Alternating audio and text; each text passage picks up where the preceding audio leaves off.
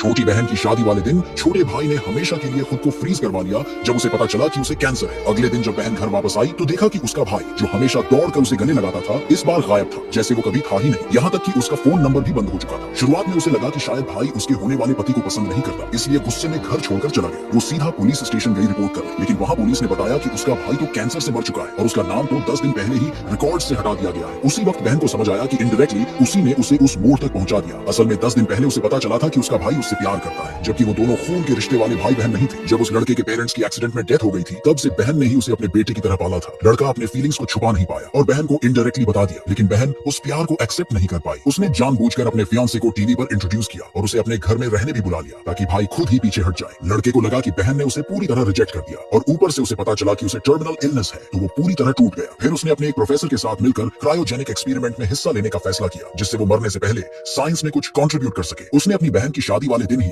खुद को फ्रीज कराने की डेट फिक्स की, लेकिन उस रात जब वो पैकिंग कर रहा था तो उसके बहन के फियांसे ने उसकी डायरी पढ़ ली और उसे इंसल्ट करना शुरू कर दिया। उसने उसका मजाक उड़ाते हुए कहा कि वो मेंटली अनस्टेबल है क्योंकि उसने अपनी माँ को अपने पिता को नाइफ से मारते देखा था। लड़का ये सुनकर गुस्से में आ गया और कुन्यादों का गला पकड़ लिया और कहा कि कभी उसकी माँ के बारे में कुछ गलत मत कहना। लेकिन तभी बहन सीढ़ियों से नीचे आ रही थी और कुन्यादों ने ऐसे एक्ट किया कि जैसे लड़के ने उसे मारा हो। उसने तो ये तक झूठ बोल दिया कि उसका कुन्यादो उसे घर से निकालना चाहता है क्योंकि वो उसे अपनी बहन के लायक नहीं समझता। बहन ने बिना कुछ पूछे सीधे भाई को थप्पड़ मार दिया, कहा कि या तो माफी मांगो या हमेशा के लिए रिश्ता खत्म। वो नहीं चाहती थी कि उसकी शादी में कोई प्रॉब्लम आए। लड़के ने चुपचाप इंसल्ट सह ली और माफी भी मांग ली। अगली सुबह वो सीधा क्रायोजेनिक्स वाले लैब गया और रिक्वेस्ट की कि उसकी कैप्सूल को समंदर के नीचे भेज दिया जाए ताकि वो कभी वापस ना आ पाए। जब बहन घर लौटी तो उसे भाई के कमरे में उसका टर्मिनल कैंसर का रिपोर्ट मिला। कुन्यादों ने बात को हल्का करने की कोशिश की, बोला कि ये तो बस दोस्तों के बीच की मजाक थी। बहन भी थोड़ा कंफ्यूज हो गई। उसे लगा शायद लड़का अटेंशन पाने के लिए ऐसा कर रहा है। लड़का नहीं चाहता था कि बहन परेशान हो और न ही वो एक्सपेरिमेंट को अफेक्ट करना चाहता था, इसलिए उसने मान लिया कि हाँ ये सिर्फ एक मजाक था। लेकिन बहन को चैन नहीं मिला। वो उसे हॉस्पिटल लेकर गई टेस्ट करवाने, पर कुन्यादो पहले ही डॉक्टर को पैसे देकर मिला चुका था। डॉक्टर ने साफ कहा कि लड़का एकदम ठीक है। बहन बहुत नाराज हो गई। उसे लगा कि भाई अपनी बीमारी का ड्रामा करके उसे इमोशनल ब्लैकमेल कर रहा है। तभी लड़के की नाक से खून बहने लगा। डॉक्टर ने फिर झूठ बोला कि वो डाइटिंग की वजह से अनीमिया है। बहन और भड़क गई, बोली कि तू किसी भी हद तक जा सकता है मुझे बेवकूफ बनाने के लिए। लड़का कुछ भी एक्सप्लेन नहीं कर पाया। बहन कुछ सुनने को तैयार नहीं थी। वो फिर से चुपचाप सारी गलती खुद पर ले ली। बस एक छोटी सी रिक्वेस्ट की कि शादी के एक दिन पहले उसका बर्थडे उसके साथ सेलिब्रेट कर ले। आखिरकार वो दिन आ गया। लड़के ने बहुत प्यार से बहन के सारी फेवरेट डिशेस बनाई। उसे पूरी उम्मीद थी कि वो आएगी, लेकिन बहन तो होटल में अपने कुन्यादों के साथ शादी का रिहर्सल कर रही थी। लड़के को समझ आ गया कि अब वो नहीं आएगी। उसने खुद से कहा कि रोना नहीं है क्योंकि ये उसका आखिरी बर्थडे है, इसे एंजॉय करना चाहिए। और जैसे ही उसने केक खाना शुरू किया उसकी आंखों से आंसू अनकंट्रोलेबली गिरने लगे। फिर वो सेमेट्री गया और अपनी माँ से आखिरी बार मिलकर गुड बाय बोला क्योंकि अगला दिन उसकी जिंदगी का आखिरी दिन था। जब वो दिन आया बहन ने पूरे घर में भाई को ढूंढा, लेकिन वो कहीं नहीं मिला। उसे लगा शायद वो शादी वाले वेन्यू पर पहले ही चला गया होगा, पर उसे ये नहीं पता था कि भाई तो बेसमेंट में ऑलरेडी उस कार में बैठ चुका था जो उसे हमेशा के लिए इस दुनिया से ले जाने वाली थी।